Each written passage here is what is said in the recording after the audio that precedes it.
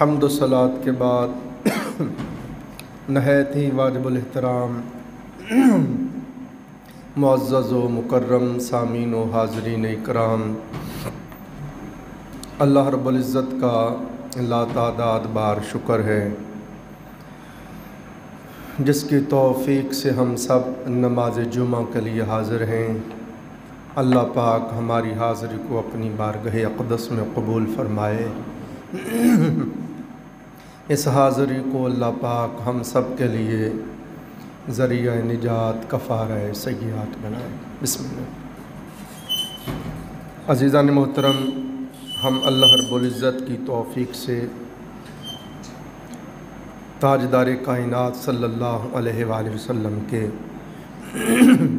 اختیارات کے موضوع پر، اختیارات مصطفیٰ صلی اللہ علیہ وآلہ وسلم کے موضوع پر گفتگو کر رہے ہیں۔ آج اس موضوع پر ہماری تیسری نشست ہے اور یہاں سے گفتگو کو شروع کر رہا ہوں۔ بعض لوگ اپنی جہالت کے باعث یا دل کے اندر آقا علیہ السلام کی محبت، ادب، تعظیم اور تکریم کی محرومی کے باعث سوشل میڈیا پہ بھی دیکھتے ہیں، کتابوں میں بھی لکھا ہے، وہ بتوں والی آیات انبیاء علیہ السلام پر اور اولیاء اللہ پر چسپاں کرتے ہیں۔ ہمہ تنگوش ہو کر بڑی توجہ کے ساتھ آپ نے اس بات کو سمجھنا ہے۔ بسم اللہ۔ آیت پڑھتے ہیں، والذین تدعون من دونہ ما یملکون من قطمیر۔ یہ اللہ پاک نے اس میں فرمایا کہ جن کو تم اللہ کے علاوہ پوجتے ہو وہ تو کھجور کی گٹھلی کے چھلکے کے بھی مالک نہیں ہیں۔ اب یہ آیت پڑھ کے وہ کہتے ہیں کہ دیکھیں، قرآن بیان کر رہا ہے کہ کوئی نبی، کوئی ولی کھجور کی گٹھلی کے چھلکے کا بھی مالک نہیں ہے، اور یہ آیت پڑھ کے کہیں گے جی دیکھیں کوئی غوث نہیں، کوئی غریب نواز نہیں، کوئی دستگیر نہیں، کوئی داتا نہیں، پر بولتے چل جاتے ہیں۔ آپ کو بھی یاد کرواتا ہوں، آپ بھی باتیں یاد کیا کریں۔ جب وہ آپ کو یہ آیت پڑھ کے کہتے ہیں کوئی داتا نہیں، تو آپ اس سے سوال کریں کہ یہ بتائیں جب یہ قرآن پاک نازل ہو رہا تھا تب داتا صاحب تھے؟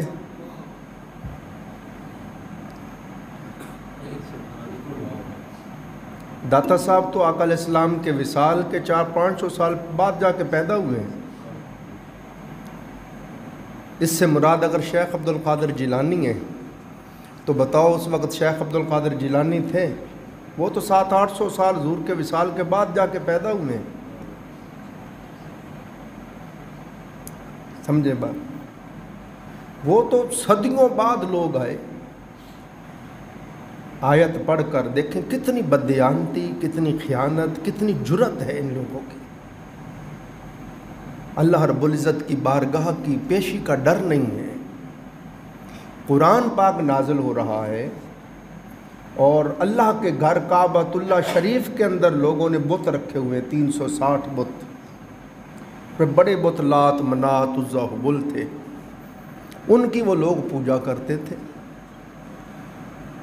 تو ان کی طرف اللہ پاک نے اشارہ کر کے فرمایا، اے کافرو، یہ جو بت ہیں جن کو تم نے بنایا ہوا ہے، یہ بیٹیاں دیتا ہے، یہ بیٹے دیتا ہے، یہ شفا دیتا ہے، یہ رزق دیتا ہے، یہ دیتا ہے، یہ دیتا ہے، یہ مٹی کے بنے ہوئے، پتھر کے بنے ہوئے، پیتل کے بنے ہوئے، لکڑی کے بنے ہوئے یہ جو تمہارے بت ہیں، یہ بیچارے تو کھجور کی گٹھلی کے چھلکے کے بھی مالک نہیں ہیں۔ بات سمجھ آئی؟ اور ان لوگوں نے اب ڈٹائی ان کی دیکھیں کہ اس آیت کو انبیاء علیہ السلام پہ چسپاں کر دیا، اولیاء اللہ پہ چسپاں کر دیا۔ آج ہم قرآن و حدیث کی روشنی میں یہ پڑھیں گے کہ کیا آقا علیہ الصلوۃ والسلام کے پاس واقعی کوئی اختیار نہیں تھا؟ کسی نے کہا جس کا نام محمد یا علی ہے وہ کسی شے کا مالک مختار نہیں، سمجھے؟ تو یہ جتنے بھی اعتراضات ہیں اس کا آج ہم جواب پڑھ رہے ہیں۔ انہوں نے کہا ما یملکون من قطمیر، کھجور کی گٹھلی کے چھلکے کے بھی مالک نہیں ہیں۔ اچھا ایک بات اور یاد رکھیں، اللہ پاک نے والذین تدعون من دونہ، فرمایا جن کو تم اللہ کے علاوہ پوجتے ہو۔ آپ سارے دوست مسجد میں بیٹھے ہیں، ایمانداری کے ساتھ اللہ کو حاضر ناظر جان کے بتائیں، ہم انبیاء علیہ السلام کو پوجتے ہیں؟ ہم اولیاء اللہ کو پوجتے ہیں؟ ہم تو ان کو اللہ کا بندہ سمجھتے ہیں۔ دیکھیں میں نے پچھلے جمعوں میں کتنی تفصیل سے آپ کی خدمت میں عرض کیا کہ اور انبیاء علیہ السلام تو ایک طرف رہے، پھر اولیاء تو ایک طرف رہے، ہم تو امام الانبیاء علیہ السلام کو اللہ کی مخلوق جانتے ہیں، اللہ کا بندہ جانتے ہیں۔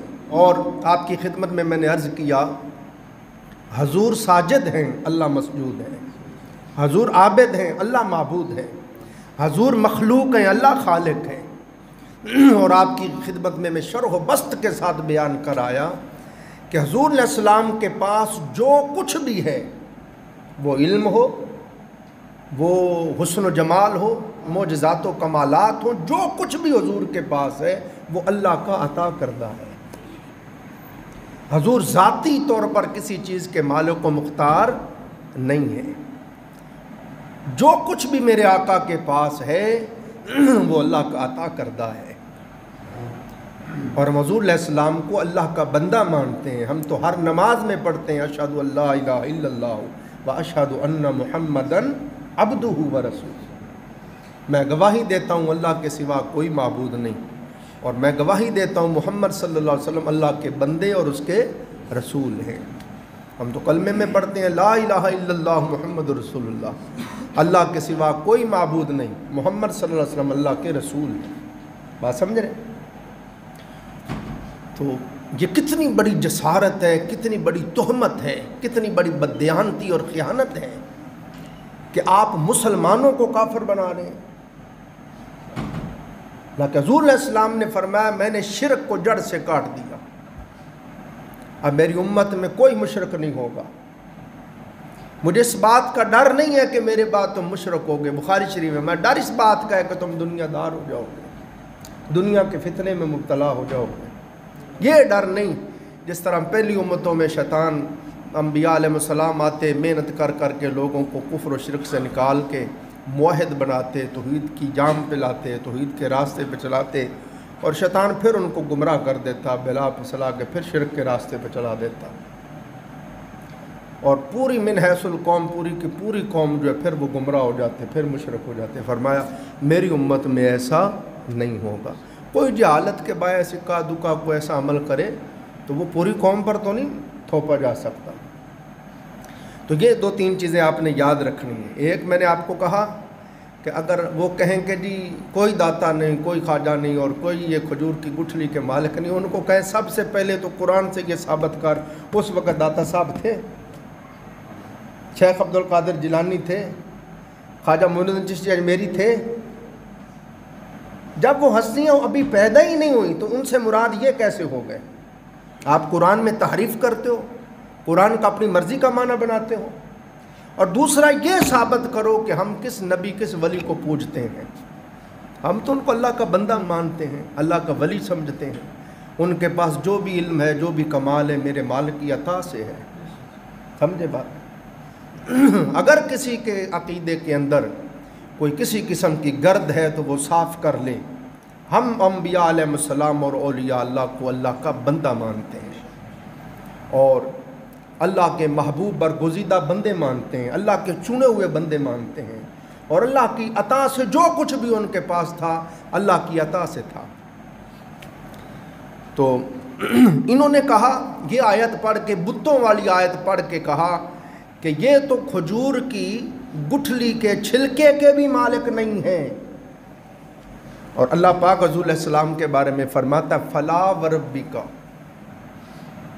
فلا وربک، محبوب مجھے تیرے رب کی قسم ہے، واہ واہ، یہ نہیں کہا محبوب مجھے اپنے رب ہونے کی قسم، نہ، فرمایا محبوب مجھے تیرے رب کی قسم ہے۔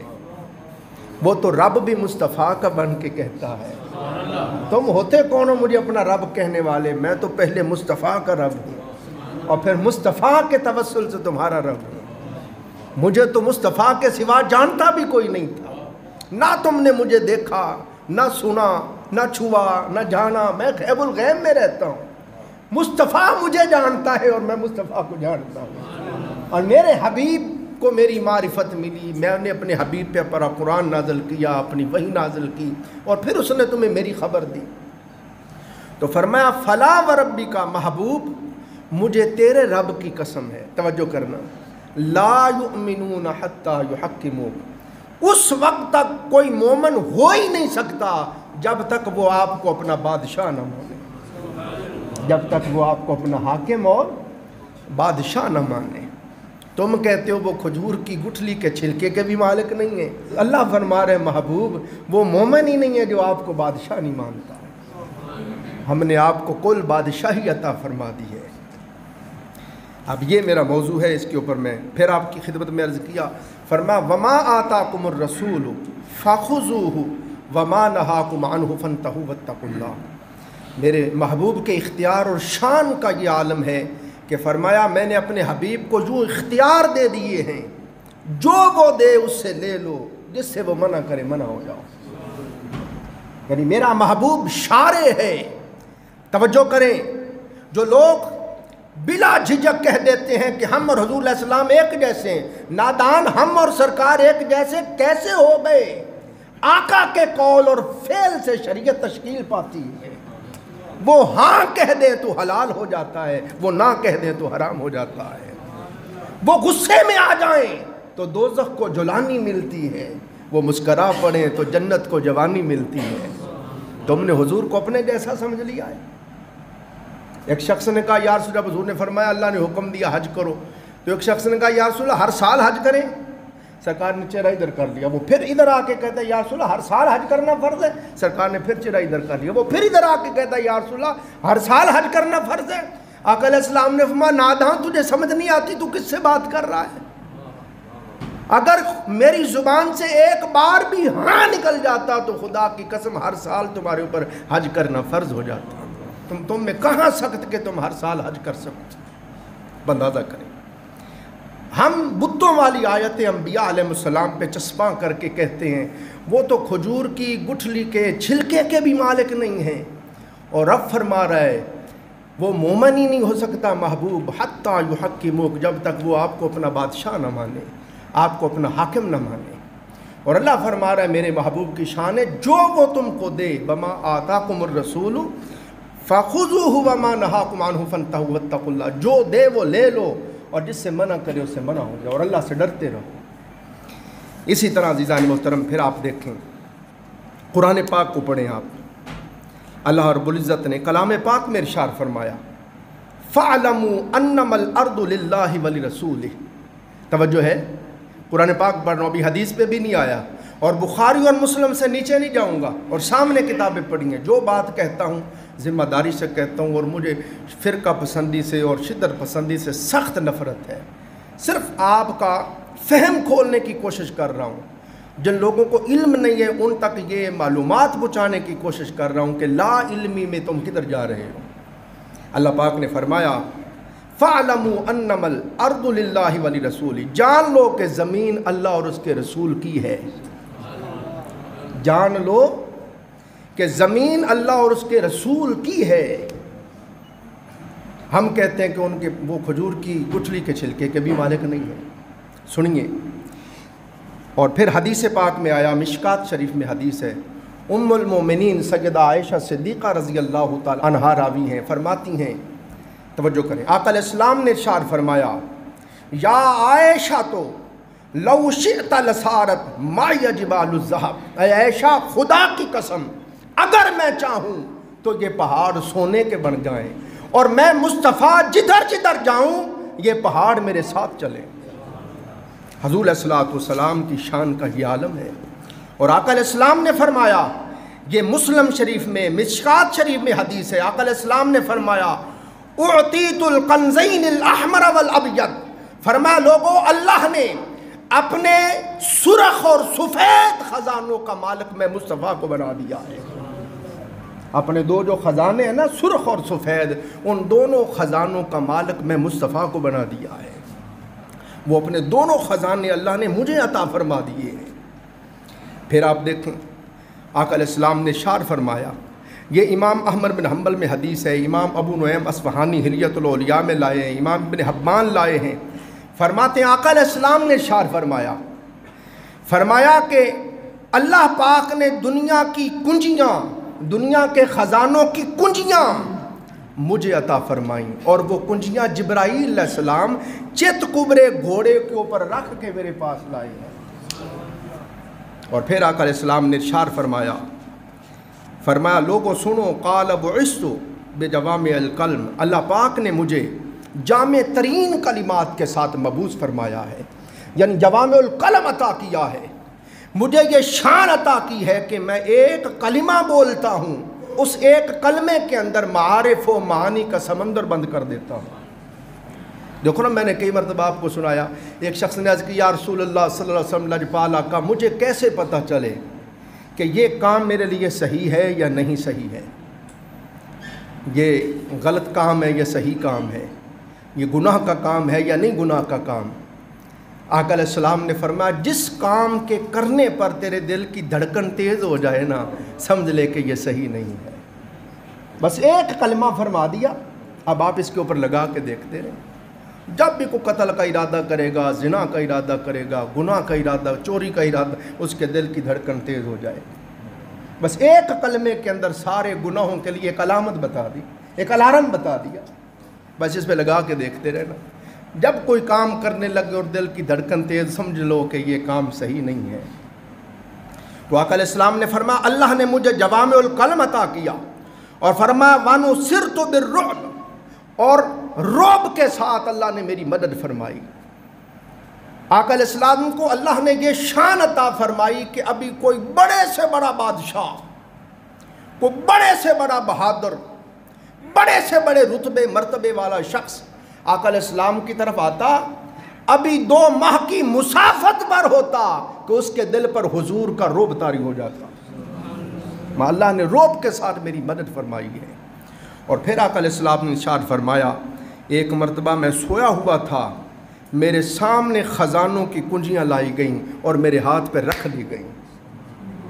تو آپ اندازہ کریں، میں نے اس کے اوپر پچھلے جمعوں میں بڑی تفصیل کے ساتھ بحث کی کہ پیغمبر کا خواب بھی وحی الہی ہوتا ہے۔ اگر پیغمبر کا خواب ہماری طرح ہوتا تو خواب پر اعتبار کرتے ہوئے کبھی بھی ابراہیم علیہ السلام، اسماعیل علیہ السلام کو ذبح کرنے کے لیے نہ لٹاتے۔ وہ خواب دیکھا تھا، اور خواب پہ تو کیوں، وہ اللہ کے نبی تھے، وہ جد الانبیاء تھے، وہ شیخ الانبیاء تھے، وہ خلیل الرحمن تھے، وہ جانتے تھے کہ نبی کا خواب بھی برحق ہوتا ہے اور وحی الہی ہوتا ہے۔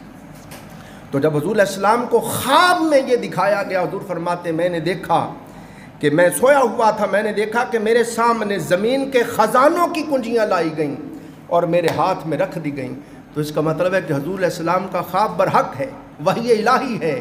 تو اس کا معنی کیا ہوا کہ حقیقی طور پر زمین کے سارے خزانوں کی چابیاں تاجدار کائنات صلی اللہ علیہ وسلم کو عطا فرما دی گئی۔ پھر سنیے، حدیث پاک میں آتا ہے آقا علیہ السلام نے فرمایا انما انا قاسم واللہ یعطی، فرمایا عطا تو اللہ ہی کرتا ہے، موتی اس وقت شرک ہوتا جب ہم کہتے نعوذ باللہ محمد صلی اللہ علیہ وسلم کے پاس اپنے خزانے ہیں، اور نعوذ باللہ نقل کفر نباشد، وہ اللہ کے محتاج نہیں ہیں، نعوذ باللہ۔ ہم تو بار بار دیکھو، شروع میں ہر بار میں سمجھاتا ہوں، حضور علیہ السلام اللہ کے بندے ہیں، اللہ کی مخلوق ہیں، اللہ کے رسول ہیں، اللہ کے نبی ہیں، اور ہم ہر نماز میں پڑھتے ہیں اشہدو ان لا الہ الا اللہ و اشہدو ان محمد عبدہ و رسولہ، اور تفصیل سے بیان کر آیا حضور خدا کیسے ہو گئے۔ ہم ہر سال میلاد منا کے بتاتے ہیں وہ اللہ کے بندے ہیں، وہ اس مہینے میں پیدا ہوئے ہیں، ان کی ماں کا نام آمنہ ہے، ان کے باپ کا نام عبداللہ ہے، اور جس کو ہم خدا مانتے ہیں وہ پیدا ہونے سے پاک ہے، وہ ماں سے پاک ہے، وہ باپ سے پاک ہے، اور ہمارے نبی کی وفات ہوئی ہے، ہمارے آقا کا مزار پرانوار ہے، اور جس کو ہم رب مانتے ہیں وہ وفات پانے سے پاک ہے، وہ مزار سے پاک ہے۔ تو حضور علیہ السلام رب کے ساتھ کیسے مل گئے؟ تو بلا جھجک زیادتی کرنا، ظلم کرنا، ہر کسی نے اپنی اپنی قبر میں جانا ہے، ہر کسی نے اپنا جواب دینا ہے۔ تو اس بات کے اوپر ایمانداری کے ساتھ غور کرنا چاہیے، یا کسی کے اوپر الزام لگانے سے پہلے اس سے پوچھ لینا چاہیے کہ بھی تیرا عقیدہ کیا ہے۔ کسی ایک جاہل آدمی کے عمل کو دیکھ کے یا قول کو دیکھ کے ایک ہی قلم کے ساتھ ساروں کو مشرک نہیں بنا دینا چاہیے۔ غور کریں، پڑھیں، سنیں، اس کا خطاب سنیں، اس کی کیسٹ سنیں، اس کی کتاب پڑھیں۔ اگر وہ ایسا کہتا ہی نہیں تو آپ کتنی بڑی جرت کر رہے ہیں، آپ ایک مسلمان کے بارے میں بدگمانی رکھتے ہیں، اس کو مشرک بنا رہے ہیں۔ آقا علیہ السلام نے کتنی محنت سے لوگوں کو مسلمان بنایا، صحابہ اکرام نے، تابعین نے، تبع تابعین نے، اولیاء نے، صالحین نے کتنی محنت کی لوگوں کو مسلمان کرنے کے لیے، اور ہم ساری محنت مسلمانوں کو مشرک اور کافر بنانے پہ کر رہے ہیں۔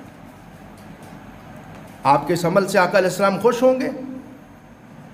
تو کسی بندے کو اگر کسی کے بارے میں کوئی بدگمانی ہے تو اس کو چاہیے، اس سے پوچھنا چاہیے کہ جی آپ نبی علیہ السلام کے بارے میں کیا عقیدہ؟ ہم تو حضور علیہ السلام کو خدا نہیں مانتے۔ کوئی آپ میں سے آئے تو ہاتھ کھڑا کرے۔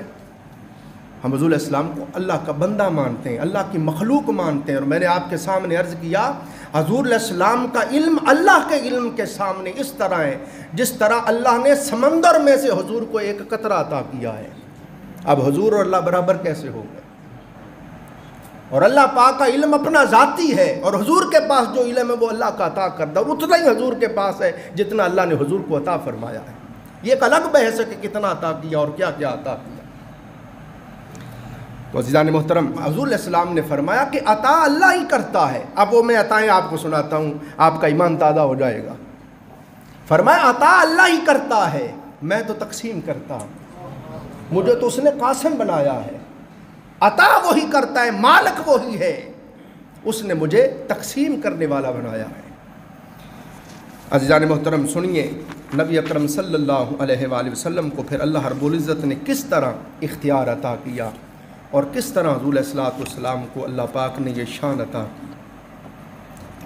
اب ایک وہ دعویٰ تھا جس طرح میں نے عرض کر دیا، کہا ما یملکون من قطمیر، کہ وہ کھجور کی گٹھلی کے چھلکے کے بھی مالک نہیں ہیں۔ ایک اور چیز ایمانداری سے سنیں، سوچیں، سمجھیں، یہ قرآن کس پر نازل ہوا؟ آقا علیہ السلام پہ نازل ہوا، قلب مصطفیٰ پہ نازل ہوا۔ تو حضور سے بڑا بھی قرآن کا کوئی عارف ہو سکتا ہے؟ جو صاحب قرآن ہے، جن کے قلب اقدس پہ قرآن نازل ہوا ہے، نادان کیا ان کو سمجھ نہیں آئی تو حضور سے بھی بڑا آ گیا ہے؟ یا حضور آقا علیہ السلام کی صحبت میں جو بیٹھنے والے صحابہ تھے، حضور کی بارگاہ کے پروردہ تھے، ان کو قرآن نہیں سمجھ آیا، آپ صحابہ سے بھی بڑے عارف آ گئے؟ یہ میں نے اس لیے بات کی۔ اب سنیں، آقا علیہ السلام کی بارگاہ اقدس میں کفار آئے۔ یہ تھوڑا اس کا پس منظر سناتا ہوں آپ کو۔ ابو جہل، ابو لہب، عتبہ، عتیبہ، شیبہ، جو سرداران مکہ تھے، چوٹی کے سردار، وہ سارے حضور کے دشمن تھے اور مخالف تھے۔ وہ یمن کے بادشاہ کے پاس گئے، حبیب یمنی کے پاس۔ آپ نے دیکھا میلاد شریف کے، میں نے دیکھا ان کے جلوس کروڑوں میں نے دیکھے۔ وہ کیمرہ مارتا ہے، میلوں میل دنیا ہی دنیا نظر آتی ہے۔ وہ آج تک حضور علیہ السلام سے محبت کرتے یمن والے، اور حضور علیہ السلام نے ان کے لیے برکت کی دعا فرمائی، اللہم بارک لنا فی یمننا۔ حضور علیہ السلام نے یمن کے لیے برکت فرمائی تھی، برکت کی دعا فرمائی تھی۔ یمنی بہت محبت کرتے ہیں حضور سے۔ تو یمن کا جو بادشاہ تھا حبیب یمنی، اس کے پاس گئے اور اس کو جا کے کہا کہ ہمارے ادھر ایک جوان ہے، محمد اس کا نام ہے، وہ بڑا جادوگر ہے، جو اس کو دیکھتا ہے اسی کا ہو جاتا ہے، جو اس کی بات سنتا ہے اسی کا ہو جاتا ہے، بڑا جادوگر ہے، ہر کسی کو اپنا بنا لیتا ہے، تو بڑا دانا ہے، بڑا سمجھدار ہے، بڑا صاحب علم ہے، تو ہمارے ساتھ چل کے اس کو چیک تو کر کہ وہ جادوگر ہے یا واقعی نبی ہے۔ اور پھر بار بار اسے کہیں کہ دھیان سے جانا کہیں تیرے اوپر بھی ان کا جادو نہ چل جائے، خیال سے جانا کہیں تیرے اوپر بھی ان کا جادو نہ چل جائے۔ وہ کہا یار ٹھیک ہے، ہم نے کہہ دیا میں۔ مختصر وہ آئے، پھر انہوں نے آقا علیہ السلام کی طرف پیغام بھیجا۔ عشاء کی نماز کے بعد حضور صحابہ کرام کے درمیان بیٹھے تھے، رات کا وقت تھا، تو انہوں نے بندہ بھیجا، انہوں نے کہا جی ہم کفار یہاں پہ اکٹھے ہیں، جمع ہیں، تو آپ سے ہم کوئی سوال کرنا چاہتے ہیں، کوئی پوچھنا چاہتے ہیں، تو آپ یہاں تشریف لائیں۔ آقا علیہ السلام نے اپنے یار سیدنا فاروق اعظم رضی اللہ تعالیٰ عنہ سے مشورہ مانگا۔ آپ ذرا جلالی طبیعت کے تھے، انہوں نے کہا یا رسول اللہ ہم کیوں جائیں، پیاسا جاتا ہے کنویں کے پاس، کنواں تو پیاسے کے پاس نہیں جاتا، ان کو ضرورت ہے یہاں آئیں۔ فرمایا ابو بکر تو کیا کہتا ہے؟ عرض کی یا رسول اللہ صلی اللہ علیہ وسلم میں کہتا ہوں اگر ہم ان کو یہاں بلائیں گے کوئی آئے گا کوئی نہیں آئے گا، ہمیں وہاں جانا چاہیے، وہاں وہ سارے موجود ہوں گے، وہ آپ سے کوئی بات پوچھیں گے، کوئی معجزہ مانگیں گے، آپ دکھائیں گے تو انشاءاللہ کئیوں کو ایمان نصیب ہو جائے گا۔ آقا علیہ السلام تشریف لے گئے اور صاحب معارج نبوت کو پڑھیں اور صاحب خصائص القبریٰ امام جلال الدین سیوطی کتابیں بھری پڑھی ہیں۔ جب حضور تشریف لے گئے، یہ حضور کے معجزات کے ابواب کو پڑھیں آپ، تو ابو جہل نے وہ جتنے وہ مجلس میں لوگ تھے ان کو سختی سے کہا محمد صلی اللہ علیہ وسلم آ رہے ہیں، خبردار کوئی ان کی تعظیم اور تکریم کے لیے کھڑا نہ ہو، میں سختی سے حکم دے رہا ہوں۔ ادھر اللہ پاک نے جبرائیل کو فرمایا جبرائیل میرا محبوب تشریف لے جا رہا ہے اور یہ کفار اٹھ کے استقبال کے لیے کھڑے نہ ہوں تو چس نہیں آتی۔ حضرت جبرائیل علیہ السلام نے ہر کافر کے ساتھ ایک فرشتے کی ڈیوٹی لگا دی کہ جب سرکار آئیں کانوں سے پکڑ کے کھینچ کے کھڑا کر دیں، اور سب سے پہلے ابو جہل کھڑا ہوا اور پھر سارے کفار کھڑے ہو گئے۔ وہ بڑا غصے سے ڈانٹ کے تمہیں کہا تھا کھڑے کیوں ہوئے؟ وہ کہا جی آپ کہاں کھڑے ہوئے ہیں؟ کہا میرے تو کان پھاڑ کے کسے کھچا ہے؟ انہوں نے کہا جی ساڑھے بھی کان پھاڑ کے کھچا گیا۔ سرکار بیٹھ گئے، تشریف لے آئے حضور۔ اب حبیب یمنی نے، وہ بڑا سمجھدار تھا، بڑا صاحب علم صاحب فہم آدمی تھا، اس نے کہا کہ جی میں نے سنا ہے آپ نے نبوت کا دعویٰ کیا ہے، میرے دو سوال ہیں۔ یہ اب بخاری شریف میں جلد اول میں ہے۔ اس نے کہا جی میرے دو سوال ہیں، ایک میرا سوال تو وہ ہے جو میں آپ کے سامنے بیان کروں گا اور آپ نے اس کو حل کرنا ہے، اور ایک میرا سوال وہ ہے میں بتاؤں گا نہیں، آپ نے اس سوال کو جاننا بھی ہے اور اس کو حل بھی کرنا ہے۔ آقا علیہ السلام نے فرمایا تو چاہے تو پہلا بھی بیان نہ کر۔ نہیں، اس نے کہا نہیں میں وہ بیان کرتا ہوں۔ اب سارے کفار موجود ہیں۔ آقا علیہ السلام سے اس نے کہا کہ جی آپ چاند کے ٹکڑے کر کے دکھائیں، چاند کو شق کر کے دکھائیں۔ آقا علیہ السلام نے تمام کفار کے سامنے، تمام سرداران مکہ موجود ہیں، کفار موجود ہیں، حبیب یمنی کے کہنے پر آقا علیہ السلام نے یہ اپنی شہادت، 14ویں کا چاند پوری آب و تاب کے ساتھ چمک رہا تھا۔ آقا علیہ السلام پہاڑی پہ تشریف لے گئے، ایسے حضور علیہ السلام نے اشارہ فرمایا انشق القمر، شک ہو جائے چاند، بس چاند دو لخت ہو گیا، ایک پہاڑی کے ادھر گیا ایک ادھر گیا ٹکڑا، اور پھر واپس جا کے مل گئے۔ اس پر حبیب یمنی نے تو نہ آؤ دیکھا نہ تاؤ دیکھا، اس نے اسے وقت کلمہ پڑھ لیا، اس نے کہا اشہد ان لا الہ الا اللہ واشہد ان محمد عبدہ ورسولہ۔ ابو جہل ابو لہب کہنے لگے تمہیں کہتے تھے نا بڑا جادوگر ہے، بچ کے تیرے اوپر بھی اس کا جادو چل گیا۔ اور آقا علیہ السلام اس نے جب انہوں نے بڑی مذمت کی اور بڑا احتجاج کیا کہ دیکھا نا تو بھی جادو میں آ گیا، تیرے اوپر بھی جادو چل گیا، اور یہ اس نے کہا نادانو میں نے شق القمر کا معجزہ مانگا ہی اس لیے ہے کہ جادوگر کا جادو آسمان پر نہیں چلتا ہے۔ میں نے کہا یہ کہتے ہیں جادوگر ہے، جادوگر ہے، اگر جادوگر ہوا تو چاند ٹکڑے نہیں ہوگا، یہ جو چاند ٹکڑے ہو گیا ہے یہ ان کی نبوت کی حقانیت کی دلیل ہے، یہ دلیل ہے کہ یہ واقعی نبی خدا ہے۔ اور پھر حضور علیہ السلام نے فرمایا وہ جو تیرے دل کے اندر تھا سوال وہ بھی حل کر دوں، تیری ایک بیٹی ہے جو اندھی ہے، بہری ہے، گونگی ہے، ہاں جی لنگڑی لولی ہے، تو چاہتا ہے وہ صحیح ہو جائے۔ فرمایا میں نے اپنے مالک کے حضور عرض کی ہے، میرے اللہ نے اس کو بھی صحیح کر دیا ہے۔ اب دیکھیں کہاں ہم آرام سے کہہ دیتے ہیں جی وہ تو کھجور کی گٹھلی کے چھلکے کی بھی مالک نہیں ہے، اور کہاں یہ شان ہے کہ انگلی کا اشارہ کر کے چاند کو 2 لخت کر کے رکھ دیا ہے۔ سمجھے بات؟ اگر کوئی بندہ پھر بھی ڈٹائی کے ساتھ اسی پہ ڈٹا، وہ نہیں جی وہ ایک انسان ہی ہے جی، وہ ایک بشر ہی ہے جی، وہ ایک بندے ہی ہیں جی، ہاں جی وہ کھجور کی گٹھلی کے چھلکے کا بھی مالک نہیں ہے، اس کو عرض ہے کہ وہ بھی ذرا چاند ٹکڑے کر کے دکھا دے، ہم مان لیں گے تجھ میں اور حضور میں کوئی فرق نہیں ہے، مان لیں گے کہ نبی علیہ السلام کے پاس کوئی اختیار نہیں ہے۔ حضور علیہ السلام بشر ہیں، قل انما انا بشر مثلکم، میرے محبوب فرما دیجئے کہ میں تمہاری مثل بشر ہوں، مگر ذہن نشین کر لیں خدا کی قسم وہ بشر ہیں مگر افضل البشر ہیں۔